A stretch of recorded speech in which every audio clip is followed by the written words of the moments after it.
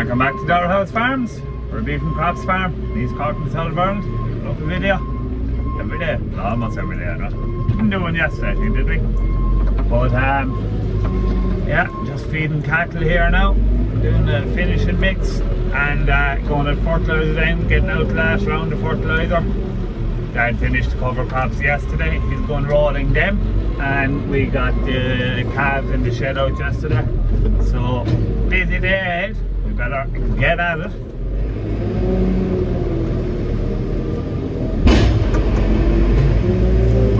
This is our own barley that we store from the harvest. Really high quality. There's no way I think that bought in barley that could possibly be imported would have any hope of having the quality of this stuff. And look, I understand everyone has to run their own business on its own merit and its own strengths and weaknesses, and we all have to be as profitable as possible. But I think if there was ever a year for livestock farmers in Ireland to pay an extra £5 or a tenner and demand all Irish grain in their cereal, it's this year, because the quality of grain is absolutely phenomenal this year. Like, it's going to be much drier.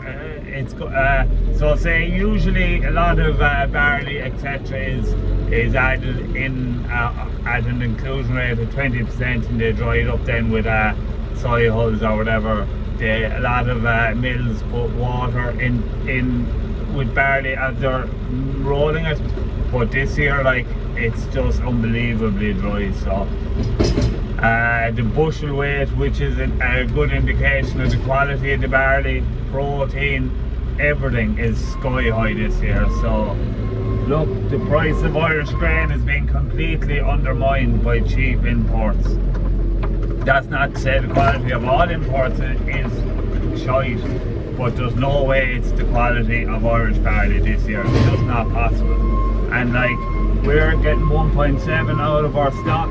That's just because it's not just because, but a large part of it is because we're feeding really high quality ingredients.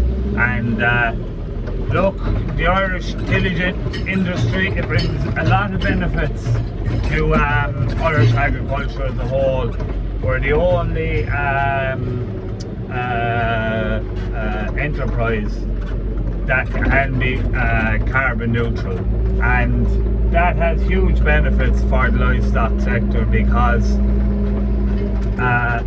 it reduces the carbon footprint of Irish agriculture. We're all in this together. Look, we all have to stand on our own 2 feet, and I don't think it's really fair to be asking any one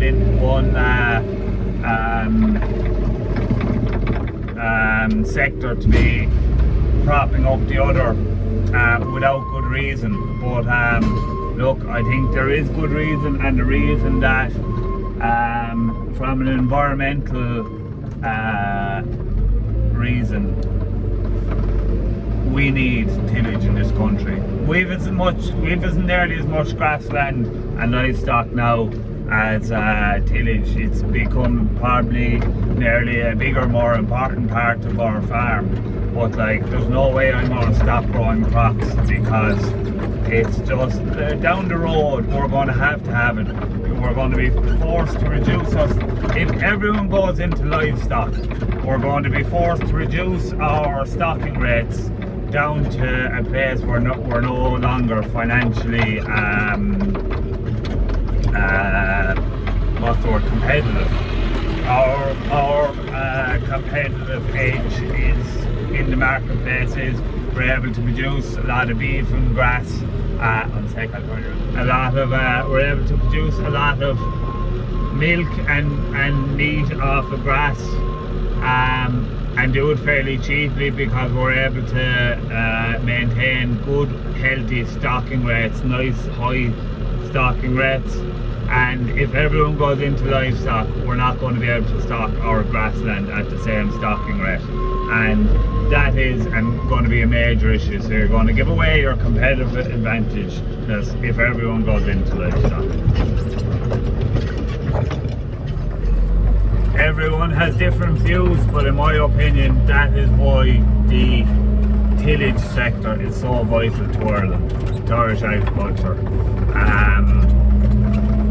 You know, there isn't the country can't support high stocking rates, high grassland stocking rates on every acre of ground. So we really do need to support the tillage sector.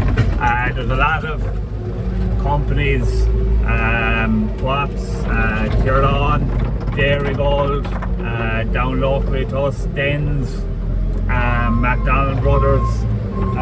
They're all huge supporters of Irish grains, and where possible they always use only Irish grains. But now look, of course they do use soya hulls and palm kernel and all these imported feeds as well, but they never to replace Irish grains, and that's all we ask for. And there's a lot of millers out there who don't do that. So, you know, the millers now may want to wake up a little bit and smell the coffee, or they might be walking up, who knows. These boys fed? Hello boys, how are you getting on? You enjoying your brekkie? I'm just going to put a wheel on the roller now, because Dad's gone rolling the cover crops he planted yesterday, and the wheel we planted, that wheel, they pulled it off for him, folding it up. So, as they say, every day there's some sort of a handling, like, whatever that means, I don't know. I assume it's not great anyway. Load it up. Sam Young Muso Beast, not very tidy as ever. She's going well though. How many miles up now? Kilometers? 20,000 lad? Yeah. She's a nice yoke. She's lovely to drive, to be fair. It is very comfy. It was a little bit rough, alright, when I got it first. But I'd say the old shocks are after softening up and bitting it. It is the job. I tell you one thing. If you ever saw the height of suffering, this is it. I can't even get the wheel out. I had to jack up the wheel to get it off. Now let's jack up the baler, try and get out the wheel. Put in the wheel, jack up the wheel. Oh Jesus, to some suffering. But I know, we're well used to it, to tell you the truth.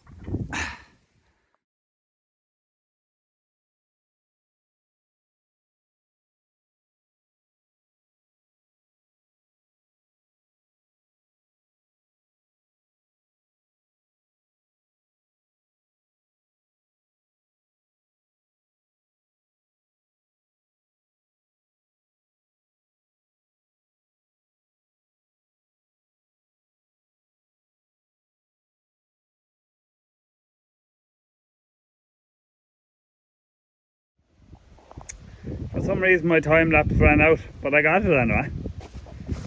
Oh, what suffering. Jesus Christ almighty. But anyway, you can't beat a good old daily challenge to keep you fit and agile. Fucking Christ. That was a challenge now. I won't be beaten though. Don't like being beaten at that. Nearly forgot what it's like to do this job. Haven't spent fertilizer nearly 2 months. Plenty of oil grass here now, quality is average. A lot of clover in it, but a lot of rust in it as well.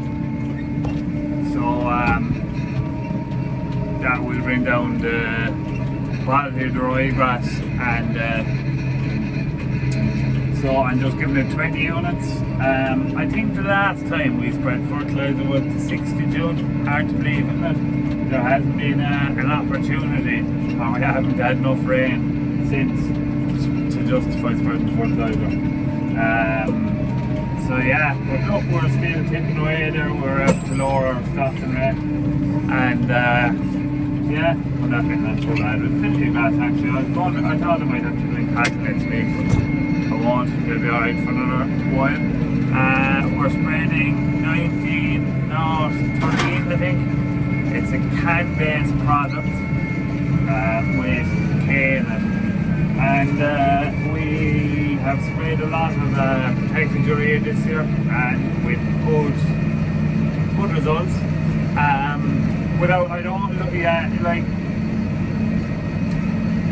9 nitrogen wasn't the limiting factor to growing these crops this year, was moisture. So no matter what type of nitrogen you plant, it wasn't going to work in most cases. Now we spread all our fertilizer early. If you go back to one of my early videos there in the spring, I'd say maybe late April, maybe early May, I went with like, I think I could have went with maybe 2 rounds of 30 units. And I said at that time, look, conditions are ideal to grow a lot of grass, get fertilizer out. We did, and we did grow a lot of grass. And my point at the time was, who knows what the summer will bring. It might be a really dry summer and we mightn't grow any grass. And that was just, look, this summer is a case in point of that the way the weather is gone, when you get a window of opportunity to do a certain job or to grow grass, whatever the case is, take that opportunity, because it's just gone so unreliable down the tracks what's happening. Like, I was quite happy not spreading fertilizer there all along, because there was no need. Like, it didn't, there was no, the clover was doing its thing, grass wasn't really growing, the herbs were growing a little bit, but look, our growth rate, I'd say since I'd say early July, I stopped measuring because there's just no point in measuring. It's not growing on, but I'd imagine we have an average growth rate of 25 maybe over that period. That should be 80. So we are back probably, we're back by probably 60% in growth of where we should be. And we fed cattle at grass for 3 weeks, I think. One group of cattle, one group of 40 cattle at grass for 3 weeks. Now look, we're after feeding the calves much heavier than we usually would, but that's okay. We're reaping the benefits from that. Now I'll be back in a second. Let's go and close a few gaps. So yeah, can-based compound this time as opposed to protected urea. Why? Well, our reason for using protected urea all year, this is only a theory of mine now. I've said it to a couple of people. Some people agree, some people disagree, but I think on our farm it's definitely the case.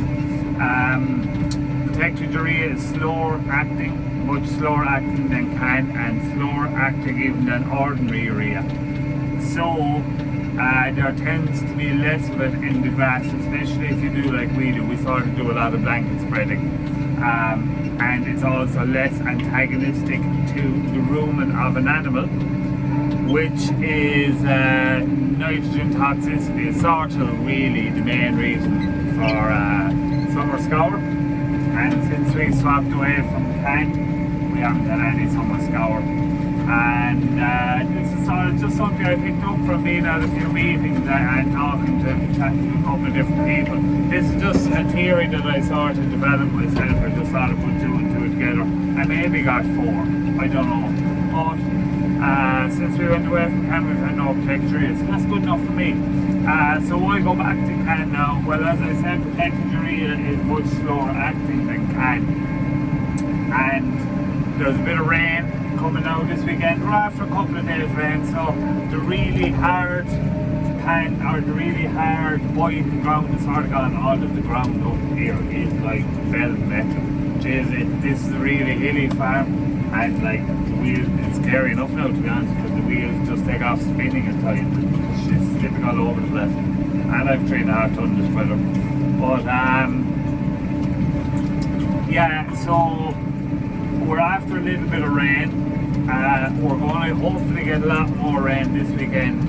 So I predict that we will get an uplift in growth.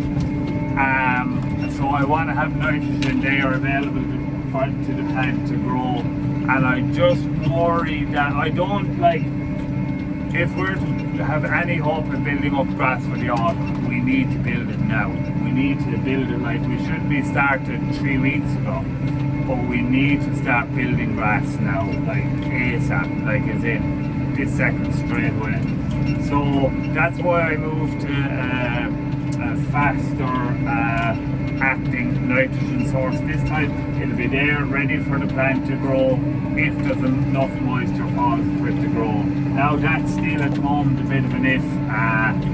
Like we probably do need at least another inch to see any sort of uplift in growth. only saving grace is right. The quality isn't great, and there's a lot of rust on the grass, but there's a lot of leaf there, and there's a lot of clover in our swards. So I actually thought there would be a little bit more of a mineralization of nitrogen after the rain this time. There was super mineralization after the last rain, but maybe what excess nitrogen was in the ground was used up in that spurt. Look, we probably sprayed maybe 20 units to 60 June, like that doesn't grow 20 units doesn't grow much grass. There is a figure, is it like per ton of grass, is it 12 units or something like that? It's I can't think now exactly, but there is a figure for it anyway. But yeah, so look, we're just trying to build up a bank of grass for the autumn basically, and try and keep the calves out as long as we can. Yeah, there's a good few people booking in there now for contract finishing the last few days, so looks like it's going to be a busy autumn. And if that's the case, maybe I might leave my own tackle a little bit longer. I'll see what happens. There's plenty of space at the moment. It's just if the phone calls keep coming. Interestingly enough, now a couple of the viewers on YouTube have got onto me and have booked in and have expressed their interest in contract finishing, so that's great. Look, that's one of the main reasons I do it, these videos. So yeah, now I guess we're not nearly done it just on the last run, but I still have 2.5 ton in the spreader, so I suppose I should be outside 10:30. They're only going to 8, but it's grand. Well, it's sort of windy, but it's getting windy again tomorrow, so I think I'll empty the spreader and I have it done. So yeah, thanks for watching. If you've liked this video, please hit the subscribe button and like button and ring the little bell. It'll notify you when I put up my videos. I never say that one, but I see the other YouTubers, content creators, hashtag cool. So might as well jump on that bandwagon. See you again tomorrow. More Drought Farms.